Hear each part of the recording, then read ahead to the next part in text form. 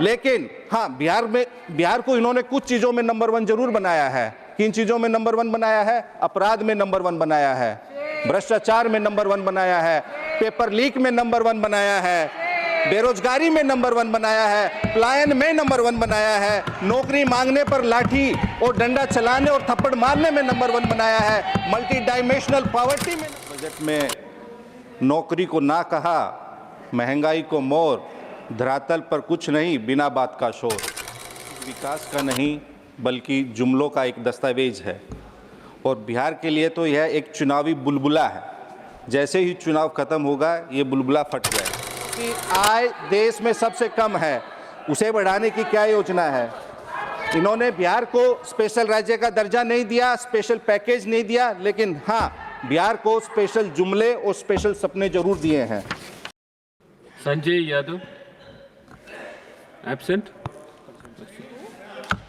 Thank you उपसभापति महोदय।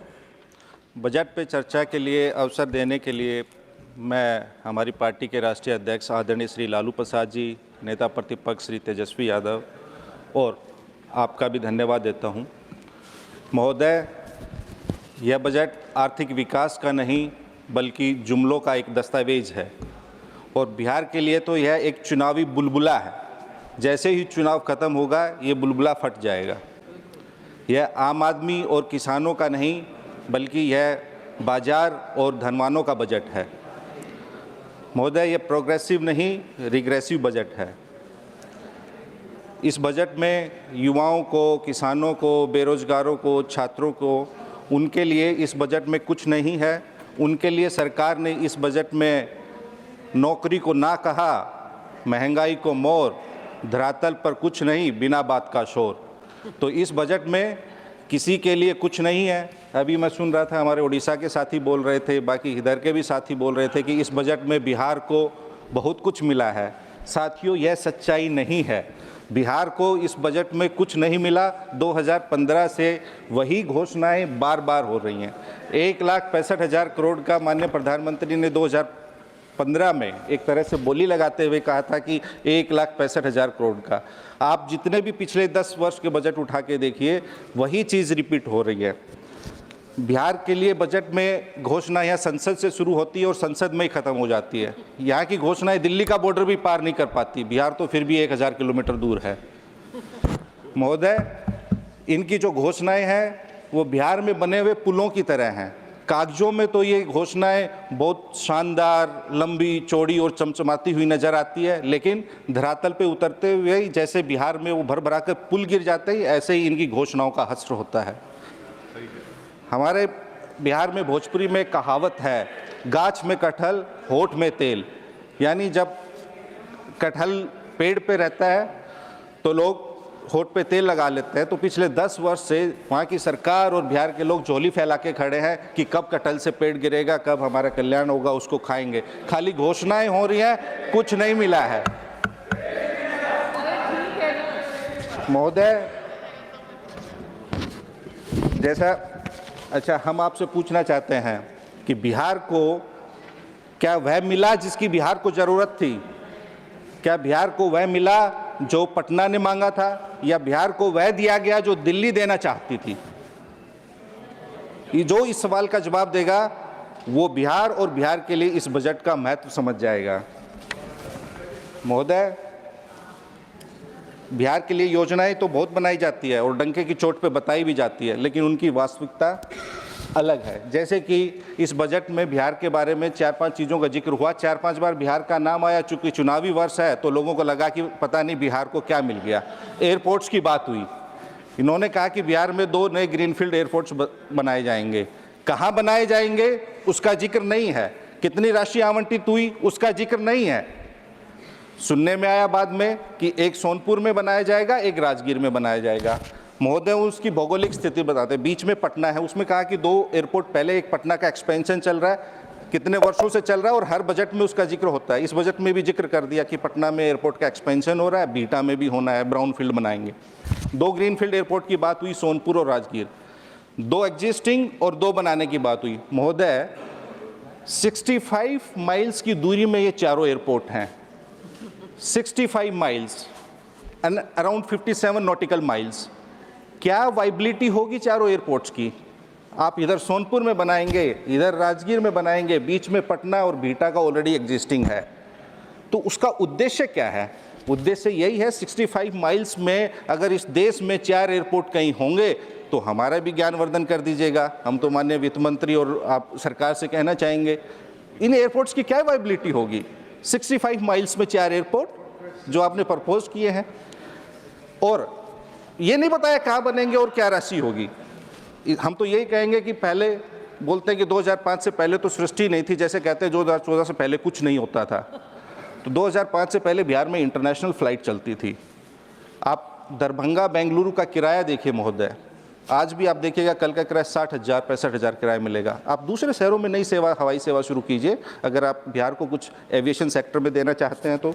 बात हुई मखाना बोर्ड की। मखाना बोर्ड में हुआ कि मखाना बोर्ड स्थापित किया जाएगा।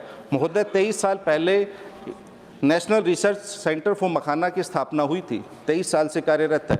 44 सैंक्शन पोस्ट है वहाँ, 10 स्टाफ वहाँ काम करते हैं। वहाँ आज तक पूर्णकालिक निदेशक की नियुक्ति भी नहीं हुई है, और पिछले 5 साल में मात्र 3 करोड़ 40 लाख रुपए ही खर्च हुआ है।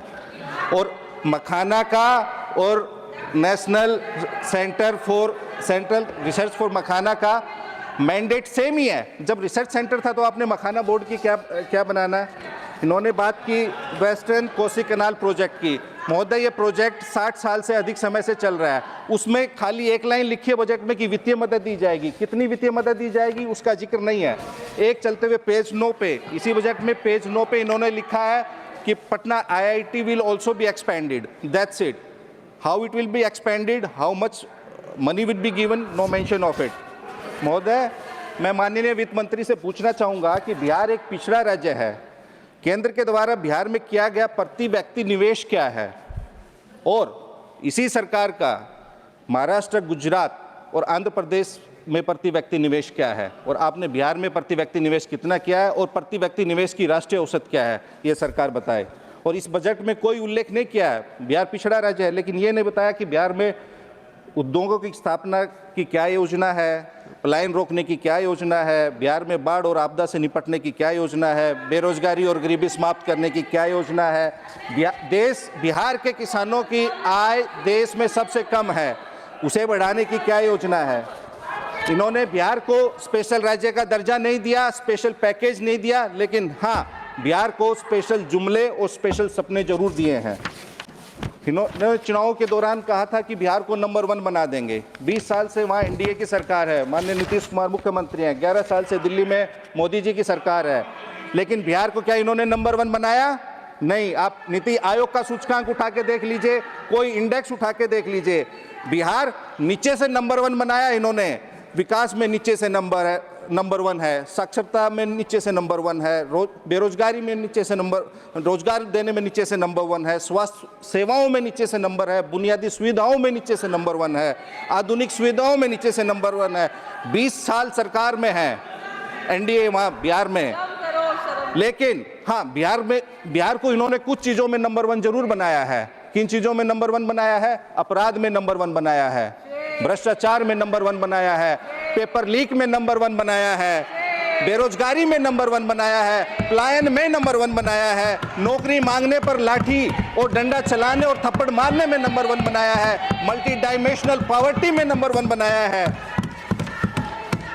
महोदय माननीय वित्त मंत्री 2020 के चुनाव में बिहार में गई थी, इन्होंने घोषणा की थी कि बिहार में NDA की सरकार बनने पे 19 लाख नौकरियां दी जाएंगी। कितनी नौकरी दी, मैं पूछना चाहता हूं, माननीय वित्त मंत्री इसका जवाब दें। आप 2 दशक से सरकार में है, 1 दशक से यहाँ सरकार में है। मैं सरकार से इतना ही कहूँगा कि बहुत हो चुका, अब बिहार का भाषण और राशन से शोषण मत कीजिए।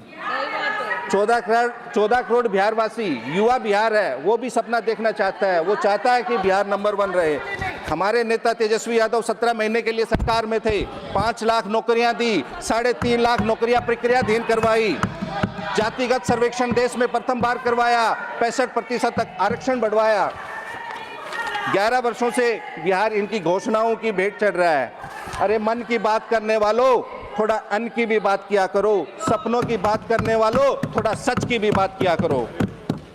महोदय देश में आमदनी का कोई जरिया नहीं है, नौकरी और रोजगार के अवसर सृजित नहीं हो रहे हैं। आप जीडी की बात करते हैं, जीडीपी हमारे एम्बिशंस को माप सकती है, लेकिन हमारी कंडीशन को नहीं माप सकती। मिडिल क्लास के सामने बहुत सारी चुनौतियां हैं। लोग आर्थिक तंगी के लिए छोटी छोटी ज़रूरतें पूरे करने के लिए कर्ज ले रहे हैं, उसे चुका नहीं पा रहे हैं। देश में 10,000 रुपये का कर्ज लोग चुका नहीं पा रहे हैं। और हमारी अर्थव्यवस्था के हालात पर मुझे यह शेर याद आ रहा है कि दीवारें खड़ी हुई हैं, लेकिन अंदर से मकान गिर रहा है। अगर इन्हें सच्चाई से अवगत कराओ तो ये बुरा मान जाते हैं। हम इन्हें कहते हैं कि आप बीमारी को ख़त्म करो, लेकिन ये बीमारी को ख़त्म करने की बजाय बीमार को ही ख़त्म करना शुरू कर देते हैं। इस पर इतना ही कहना चाहूँगा कि मुद्दतों पुरानी दीवार को कब तक कलाकारियों से नया करते रहेंगे। बुनियाद दिन ब दिन कमज़ोर होनी ही है, दीवार रंगीन ही सही, गिरनी ही है। ये महोदय, इन्होंने इस देश के नौजवानों की आशाओं को निराशाओं में बदल दिया है। नोटबंदी ने आबाद व्यापार को बर्बाद कर दिया है, मुमकिन को नामुमकिन कर दिया है, सुख को दुख में बदल दिया है और देश की प्रगति को दुर्गति की अग्नि में झोंक दिया है। इन्होंने बेरोजगार और युवाओं पे इतना अत्याचार कर रहे हैं कि अग्निवीर की योजना लेके आए, ठीक है आप ले आए, लेकिन अब अग्निवीर का अगर कोई फॉर्म भरता है उसको 550 रुपये देना होता है और उसके ऊपर 18% GST देनी होती है। ये इन्होंने युवाओं के साथ किया है। पेज नंबर 12 पे इसी बजट में माननीय वित्त मंत्री ने मेक इन इंडिया का जिक्र किया। आपने क्या मेक इन इंडिया किया है? इन्होंने मेक इन इंडिया किया है, महंगाई में मेक इन इंडिया हुआ है, बेरोजगारी में मेक इन इंडिया हुआ है, गरीबी मेक इन इंडिया हुई है, पलायन मेक इन इंडिया, नफरत और घृणा का मेक इन इंडिया किया है इन्होंने। महोदय, जब अगर आप आगे बढ़ना चाहते हैं, देश को आगे बढ़ाना चाहते हैं, अर्थव्यवस्था को आगे बढ़ाना चाहते हैं, तो जब मुल्क में शांति, सौहार्द, प्रेम और भाईचारा होगा, समावेशी नीतियों और संवैधानिक मूल्यों के अनुरूप निर्णय लिए जाएंगे, तभी हमारी अर्थव्यवस्था आगे बढ़ेगी। अन्यथा सामाजिक सद्भाव रहेगा तो ही देश आगे बढ़ेगा, नहीं तो चंद लोगों को छोड़ के कोई आगे नहीं बढ़ेगा।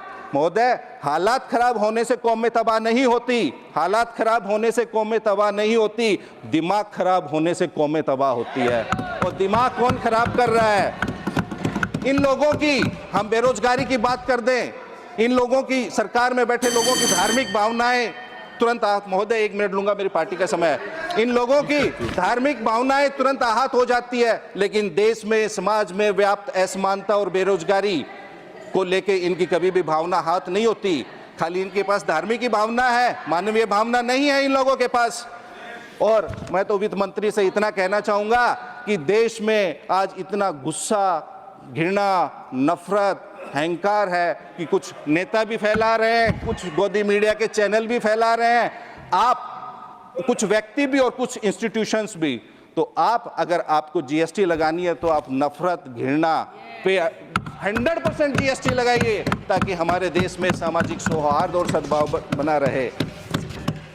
महोदय, यही कहना चाहूँगा कि चुनावी वर्ष है, जैसा बिहार के बारे में बताया गया है, हम चाहते हैं बिहार आगे बढ़े, हम सब युवा हैं, चिराग भाई वहाँ बैठे वो भी युवा हैं, लेकिन खाली आप लॉलीपॉप मत दिखाइए। जैसे हम सब्जी लेने जाते हैं तो सब्जी वाला महोदय क्या करता है कि सब्जी लेने के बाद हरा धनिया और हरी मिर्च थोड़ी सी डाल देता है ना, तो उसी में तो बिहार के साथ वही हुआ है। सब्जी ले गया गुजरात, महाराष्ट्र, आंध्र प्रदेश, और इन्होंने बिहार को वो हरा धनिया की कुछ पत्तियां, वो गुच्छा भी नहीं दिया हरा धनिया का, कुछ पत्तियां और वो 1-2 हरी मिर्च डाल दी, तो लोगों को लगा कि पता नहीं बिहार को क्या मिला। ये सच्चाई नहीं है, बिहार को कुछ नहीं मिला। तो ये महोदय, आपका बहुत बहुत धन्यवाद। इसी बात के साथ मैं अपनी बात को समाप्त करना चाहूँगा।